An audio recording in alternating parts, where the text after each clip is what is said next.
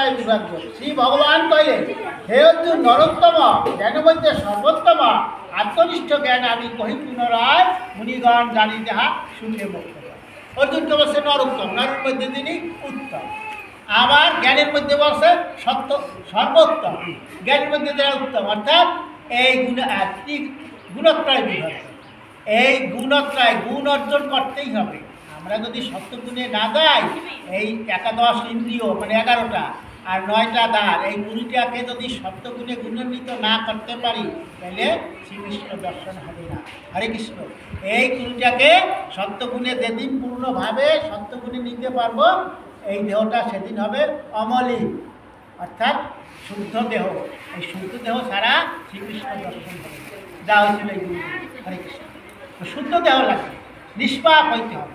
তাই বলছে শ্রী ভগবান কহিলেন, হে অর্জুন, নরোত্তম জ্ঞান মধ্যে সর্বোত্তম আত্মনিষ্ঠ জ্ঞান আমি কহি পুনরায়, মুনিগণ জানি যাহা শুনে মুক্ত। মুনি অর্থাৎ কি? মুনি শব্দ অর্থাৎ যিনি মন ভগবানকে দিয়েছেন। ঋষি শব্দের অর্থাৎ যিনি নিজের ইন্দ্রিয়কে জয় করতে পারেন। তাহলে মুনি ঋষি যে আমরা করি আগে ছিল, তারা যে মনকে জয় করতে পারছেন তিনি হইল মুনি, আর যে ইন্দ্রিয়কে জয় করতে পারছেন তিনি হইলেন ঋষি। তাই ভগবানকে বলা হয়েছে ঋষিকেশ। তাই দেখেন, এই যে ত্রিগুণ, এই সত্যগুণে আমরা যে পর্যন্ত না যাইতে পারবো, ততক্ষণেই আমাদের এই দেহে পৃথিবীতে আসতে হবে আর যাইতে হবে। তাই বলছে কি সুন্দর কথা, এই জ্ঞান লাভ করি আমার স্বরূপ ধরি, জনম না পান তারা সৃষ্টির সময় প্রলয়ের দুঃখ ভোগ থাকে। এই জ্ঞান যদি যে পর্যন্ত না হবে, এ পর্যন্ত আমাদের আসতে হবে, যাইতে হবে। হরে কৃষ্ণ।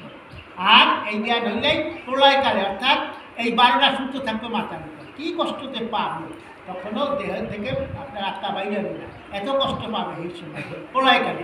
তো ভগবান বলছে যে প্রলয়কালে যে কষ্ট পাবা, ওর আগেই তুমি আমার কাছে আসো। হরে কৃষ্ণ, মুক্তি লাভ। তাই বলছে এই জ্ঞান লাভ করি আমার স্বরূপ ধরি, জনম না পান তারা সৃষ্টির সময় প্রলয়ের দুঃখ ভোগ তাদের না। প্রকৃতি এ মতিমান মম গর্ভাদান স্থান, আমার আবাস গর্ভ দান করিতায়, ব্রহ্মাদি সকল ভূত তাহায় জন্মিত। হে কৌন্তেয়, মূর্তি যত সৃষ্টি মাঝে উৎপাদিত, সকলের মাতৃরূপা প্রকৃতি আমার পিতা আমি করিতে গর্বের সংসার। অর্থাৎ ভগবান হইতে পরম পিতা, শেষ পিতা। সত্য আদি গুণত্রয় প্রকৃতি হইতে হয়, দেহস্থিত নির্বিকার আত্মাকে পাইয়া বদ্ধ করে তারে হায় মোহদাল। হরে কৃষ্ণ। মোহদাল বলছে কি? আমরা এটা একটু বলি সাধারণ অল্প সংখ্যা। মোহদাল অর্থাৎ আমরা এই মাটিতে পড়লেই ওম আম্মা করে কাঁদে, অর্থাৎ পড়ার সাথে সাথে ভগবান একটা জালের মধ্যে আটকায়, সেই জালটার নাম হলো মোহ বা মায়া জাল। তাই বলছে ভগবান দেন কি সুন্দর, বদ্ধ করে তারে হায় মোহদাল। এ ভগবানই করে, কেরা? মহামায়া। মহামায়া আর যোগমায়া। যোগমায়া আমাকে উদ্ধার করে, আর মহামায়া আমাদের এই জালের মধ্যে আটকে দেয়। তাই বলছে দেহস্থিত নির্বিকার আত্মাকে পাইয়া বদ্ধ করে তারে হায় মোহজাল। সত্যগুণ স্বচ্ছতায়, শান্ত জ্ঞান প্রভাতায়, সুখের আসক্তি আর জ্ঞান শক্তি দিয়া জড়ায় সুবর্ণ সূত্রে আত্মারে ভরিয়া। বাসনা আসক্তি গায়ে রজগুণ জন্মে তাহে, জানিবে সে রাগাত্মক ঘেরিয়া আত্মায়, কর্মরূপ রজতের রজ্জু বাঁধি যায়। অজ্ঞানেই তম হয় তাহে দিন মোহময়, সে তম আধারে বাঁধি পেলে ধরার তলে, নিদ্রালস্য গুরুতা নগর। তা আমাদের দুইটা দোষ কি? নিদ্রা এবং আলস্য। এই দাদাই বলছে না যে আমরা যে সময় সজাগ থাকি এই সময় তারা নিবৃত্ত থাকে, আর কথা আগেই বলা হয়ে গেছে। তো সত্যগুণ যে আত্মারে সুখেতে আবদ্ধ করে, রজগুণ কর্মপাশে বদ্ধ করে তাই, তম আবরিয়া জ্ঞানে বাঁধে মূলতায়, রজতম হ্রাস করি সত্য উঠে তদুপরি, কবু সত্য তম হ্রাস রজবৃত্তি পায়, শত রজ নয় করি তবু তম কবুধা। অর্থাৎ এই 3টা গুণ একবারে থাকে না, একজনের পরাজয় করিয়া উপরে ওঠে আবার না। হরে কৃষ্ণ। তো যখন এই শরীরে, তাহলে অর্জুনকে বলছে লক্ষণ, তুমি সাত্বিক হইছো না রাজসিক না তামসিক, তুমি বলতে পারো কীরকম সেই লক্ষণগুলি বলছে দেখে নিন। যখন এই শরীরে সমস্ত ইন্দ্রিয় দ্বারে জ্ঞানময় প্রকাশের দেখিবে লক্ষণ, সত্যহীন বুদ্ধি পার্থ জানবে।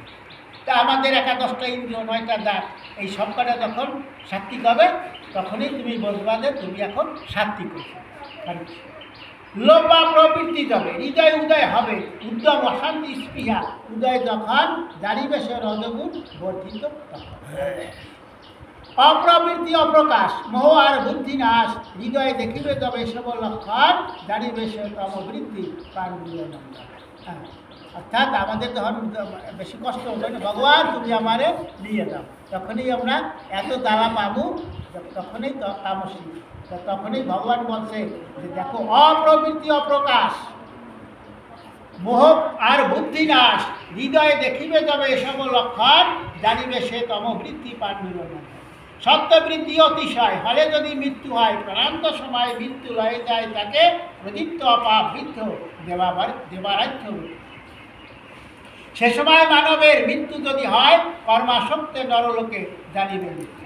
তবগুণে ধনঞ্জয় অতিবৃদ্ধি যে সময়, সে সময় কেহ যদি তেজে দেহ ভার, পশ্চাদিক কুলে জন্ম হয় পুনঃ। সাত্বিক কর্মের ফল শুদ্ধ জ্ঞান সুনির্মল, রাজস কর্মের ফল দুঃখ সমুদয়, তামস কর্মের ফল মূলতা উদয়। সত্য হাতে জ্ঞানোদয়, রজ হাতে লোভ হয়, তম হাতে অহংকারে প্রমত্ততা ফল, আর সে অজ্ঞান মোহ জন্মমৃত্যু। সত্য জ্ঞান ঊর্ধ্বে যান, দেবলোকে স্থান পান, রজবান মধ্যস্থলে নরলোকে পায়, নিসমতি তমবান অধপতি যায়। দেখে যাবে জ্ঞানী নরে, গুণে সর্বকর্ম করে, আর কেউ এ সংসারে কর্তা নাহি চায়, গুণাতীত আত্মা জানি ব্রহ্ম ভাব পায়।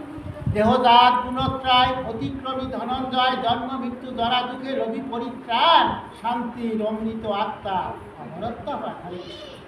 অর্জুন কইলে কহ কৃষ্ণ বিগরিয়া, ত্রিগুণের পারে দিয়া, পুরুষ ত্রিগুণাতীত বা চিহ্নে হয়, কি তার উপায় তিনি ক্রিয়া চান।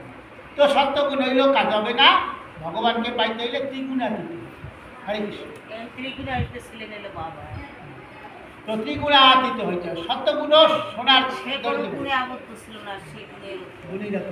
ত্রিগুণাতীত হইতে হবে। হরে কৃষ্ণ।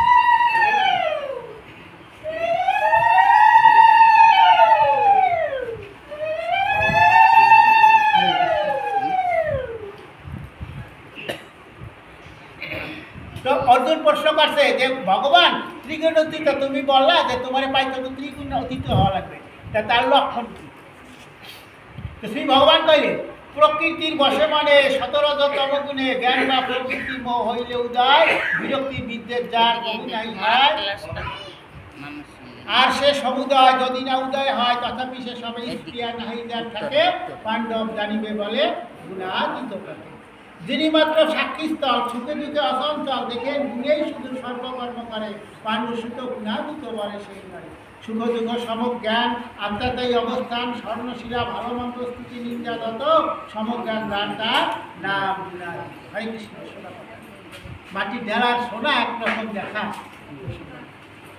তো মান কিংবা অপমানে, শত্রু কিংবা মিত্র স্বরে, সমভাবে থাকি নাহি বিচলিত যিনি, সংকল্প বিকল্প শূন্য গুণাতীত তিনি। যে কান্ত ভক্তি করে আমাকেই সেবা করে, সর্বগুণ অতিক্রমী সেই চলি যায়, তেনি কর্ম সর্বধর্ম। এই গুণাতীত হইলে একমাত্র ভগবানের কৃপা ছাড়া আর উপায় নেই, নিজের চেষ্টার বল না। এখানে গুরুদেবের কৃপা বা গোবিন্দের কৃপা না। এই বলছে অব্যয় অমৃতে সনাতন ধর্মের সে পরম ব্রহ্মে সেই চিরশান্তিময়, একান্ত সুখের স্থান। শ্রীমদ্ ভগবদ গীতা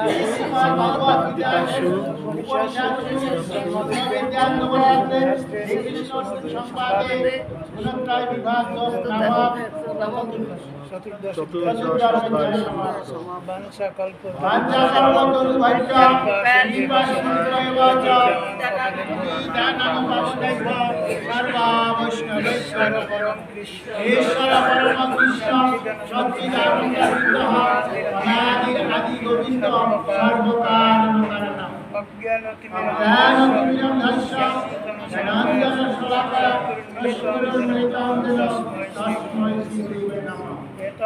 এতৎ সন্দনা তুলসী পত্র পুষ্পাঞ্জলি শ্রী শ্রী গীতা গোবিন্দায় নমঃ। এতৎ সন্দনা তুলসী পত্র পুষ্পাঞ্জলি শ্রী শ্রী গীতা গোবিন্দায় নমঃ। বালম শ্রী শ্রী গীতা গোবিন্দ।